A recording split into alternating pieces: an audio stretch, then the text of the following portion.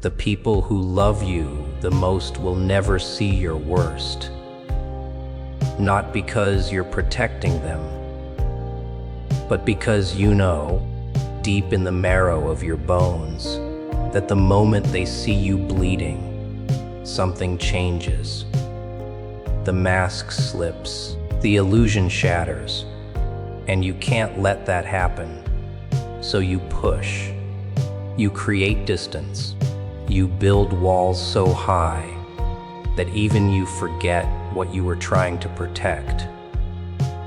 And here's the thing nobody tells you. You're not wrong to do it. You're just operating on a frequency most people will never understand. They call it self-sabotage. They call it emotional unavailability. They call it trauma response. But what if it's something else entirely? What if it's survival instinct, dressed in the language of isolation? What if pushing people away when you're drowning isn't weakness, but the purest form of self-preservation you know? You see, the world runs on a simple algorithm. People gravitate towards strength. They orbit around certainty. They want the version of you that makes them feel safe, inspired, entertained. They don't want the raw footage. They don't want the director's cut, where you're on the bathroom floor at 3 in the morning, questioning every decision that led you here. They want the highlight reel. And you know this. You've always known this. So when the struggle hits, when the weight becomes unbearable, you do the only rational thing. You vanish. Not because you're cruel, not because you don't care, but because you've learned that vulnerability is a currency most people can't afford to hold. They'll say they want honesty. They'll promise they can handle the real you. But watch what happens when you actually show them. Watch how the texts slow down. Watch how the invitations stop coming. Watch how concern turns to pity, and pity turns to distance, and distance turns to silence. This isn't cynicism. This is pattern recognition. You've tested this theory enough times to know the variables. You've opened up before. You've let people see behind the curtain. And maybe they stayed for a week, a month, sometimes even a year. But eventually, the weight of your darkness became too heavy for them to carry alongside their own. And you don't blame them. You really don't. Because you understand something fundamental about human nature. Everyone has a capacity limit. Everyone has a threshold for chaos they can witness before it starts bleeding into their own peace. And you, in your twisted sense of mercy, would rather carry your war alone than watch it infect the people you love. So you push. You create the distance before they do. You control the narrative. You decide when the story ends, instead of waiting for them to close the book on you. But here's where it gets interesting. Here's where the psychology reveals itself in ways that most motivational speakers will never touch. The act of pushing people away when you're struggling isn't just about protecting them. It's about protecting the identity you've built. See, you've constructed a version of yourself that the world has come to expect. The strong one, the reliable one, the one who has their shit together, even when the world is burning. And that version of you, it's not a lie. It's real. It's just incomplete. It's the armor you wear so well that you've forgotten there's skin underneath. And when the struggle hits, when you can feel that armor cracking, the thought of anyone seeing what's beneath it becomes unbearable. Because if they see you weak, if they see you broken, then who are you? If the strong one falls apart, what's left? This is the paradox you live in.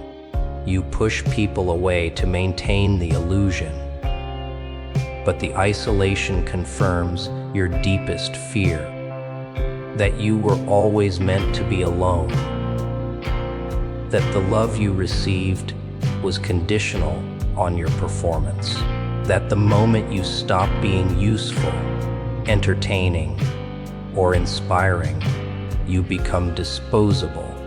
And maybe that's not entirely true. Maybe some people genuinely would stay, but you'll never know, will you? Because you won't give them the chance. You've decided that the risk of being abandoned is greater than the certainty of being alone, so you choose the devil you know. You choose the loneliness you control over the rejection you don't.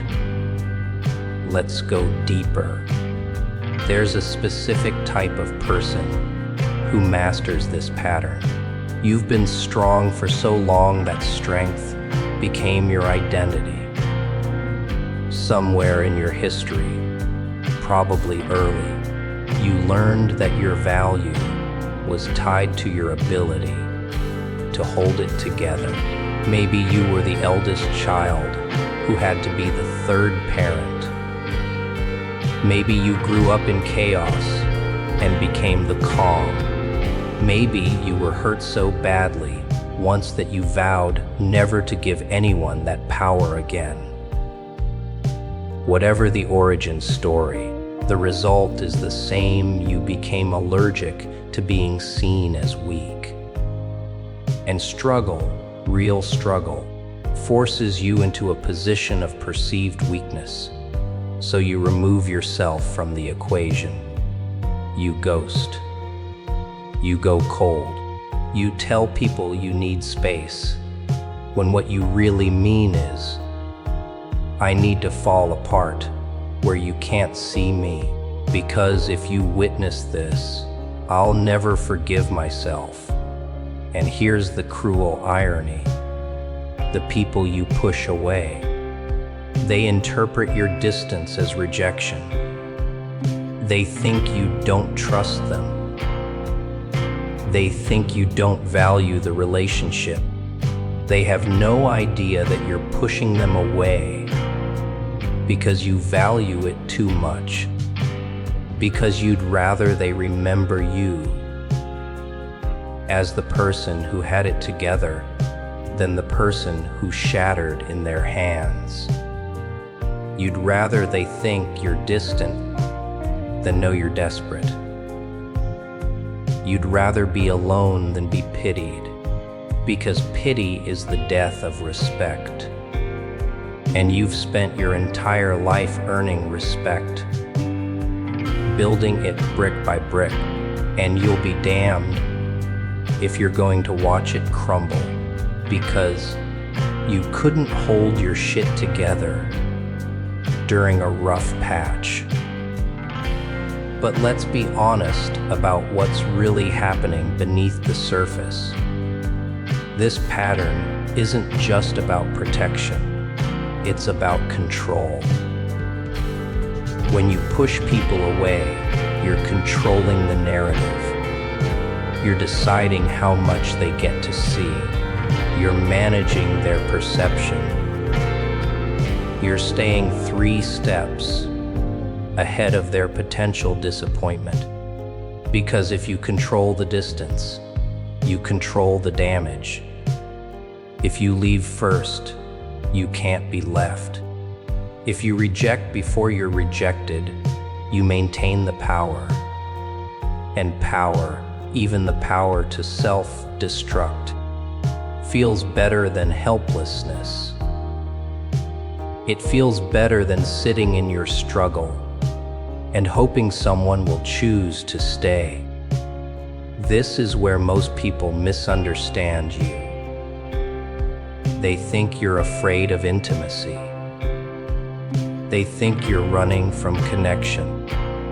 But that's not it at all. You're terrified of intimacy during weakness. You can be vulnerable when you're strong. You can share your past struggles when they're neatly packaged with a lesson and a redemption arc, but to be seen struggling in real time. To let someone witness you before you've figured out the meaning, before you've found the silver lining, before you've turned your pain into poetry.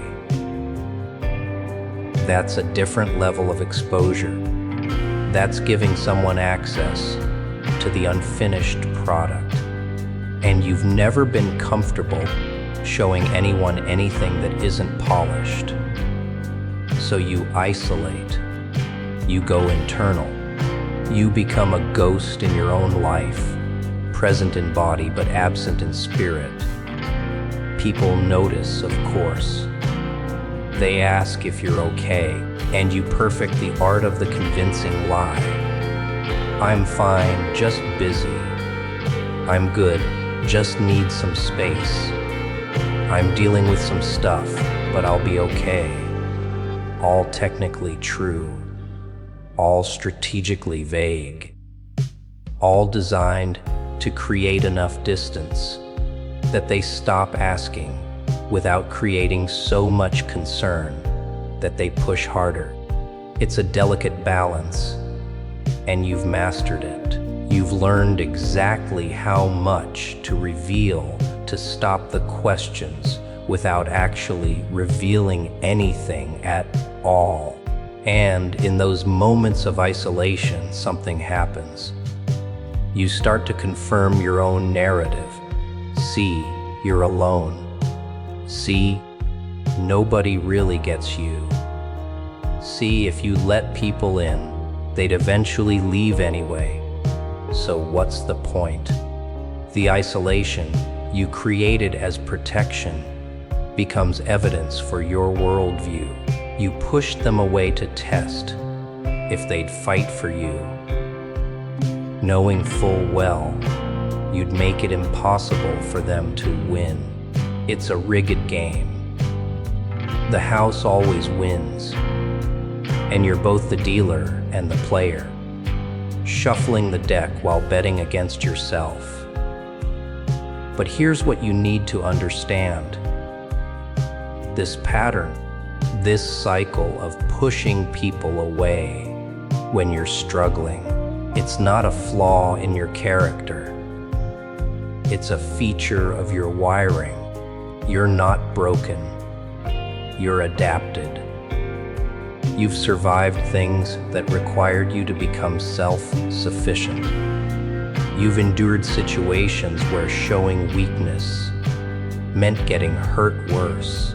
So your nervous system learned to associate vulnerability with danger. And now, even when you're safe, even when you're surrounded by people who genuinely care, your body remembers. Your instincts override your logic. The same mechanism that kept you alive in the past is now keeping you isolated in the present. The people who push others away during struggle aren't emotionally stunted. They're hyper-aware. They've seen too much.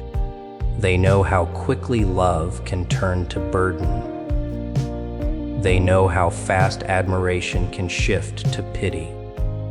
They've watched people promise forever and deliver until it got hard. So they've learned to expect the ending before the story starts. They've learned that self-reliance is the only reliability. They've learned that the only person who will never abandon you is you. So you better make peace with your own company, and in a world that will gaslight you for being self-aware enough to recognize these patterns. That makes you dangerous. That makes you someone who can't be controlled by the promise of connection. That makes you someone who would rather walk alone than beg someone to stay. And maybe that's exactly where you need to be right now.